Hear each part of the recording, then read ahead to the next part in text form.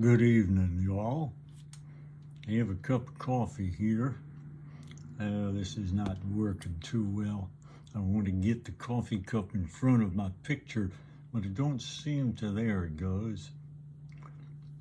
Oh yes, part of the reason I do so many videos on just one topic is I'm learning how to use the video recording system.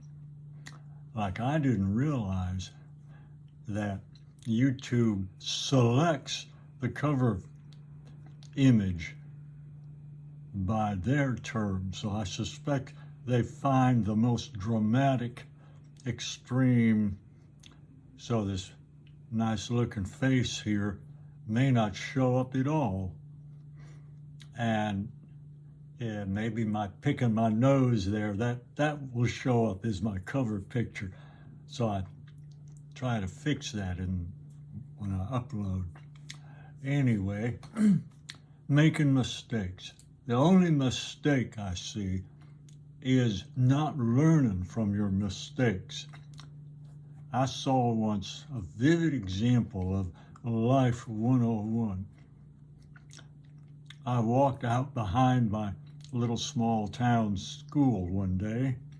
Sun was about to set, and it was the first few weeks of school, and they had just put tar asphalt on the tennis court, but they hadn't painted the lines in yet. So a teacher had come out, made 6-foot squares with chalk, and then went back and got her kids and brought them out and told each kid to draw a picture with the colored chalk she then gave them. Make a picture, sign their name. And I was out there that evening to see the results, about 25 or so drawings with their signed name. And I recognized half the names. They were the kids from the people in town. And it was interesting how each drawing was utterly different in style and content. Not the choice of the picture so much as how it was drawn. I could see anger, child abuse. Here's this lady that drew a radiant angel, very talented, very like 3rd grade, 4th grade talented. Next to it was basically a FU. I won't even say it. YouTube might barf at it. Next one was a sports car. The next one was a very detailed drawing of a tree and a house with a mailbox. I could see he would do very well in mechanical drawing and architecture, every tiny detail. There was no feeling so much in that drawing. It was just the technique.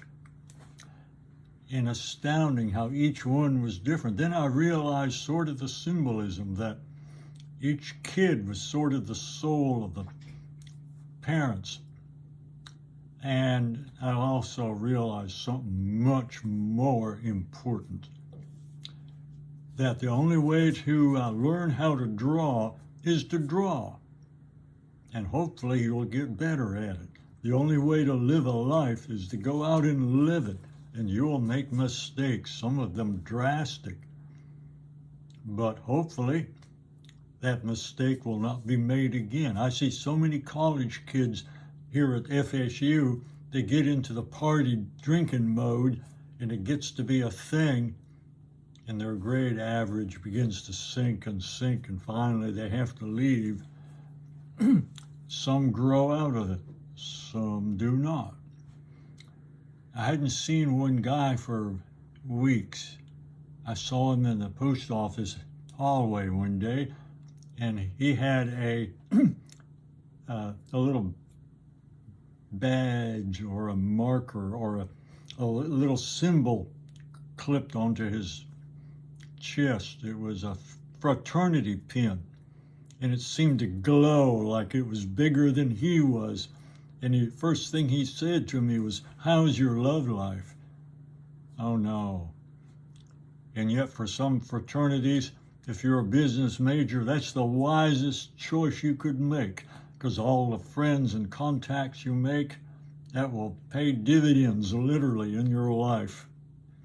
Even if you drink like the proverbial pig, it's almost a rite of passage. Anyway, so I also begin to realize, going back to accents again, why is it so many northerners from cities are so loud and pushy? Well, I realized someone wrote that the birds in Grand Central Park sing so loud it's actually damaging to the hearing of people nearby. They got to overcome all the noise of the traffic.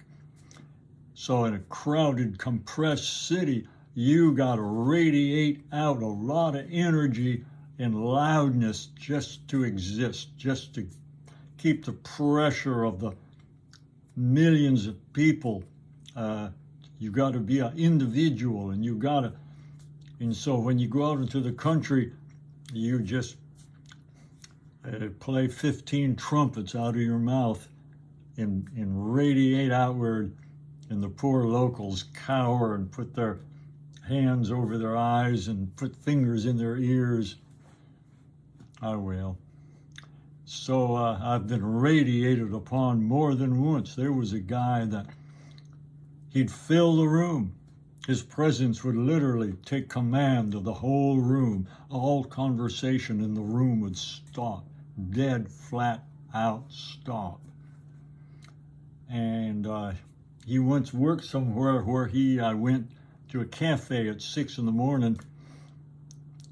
Owner prepped in the kitchen for breakfast for an hour before it opened at 7. They opened the door.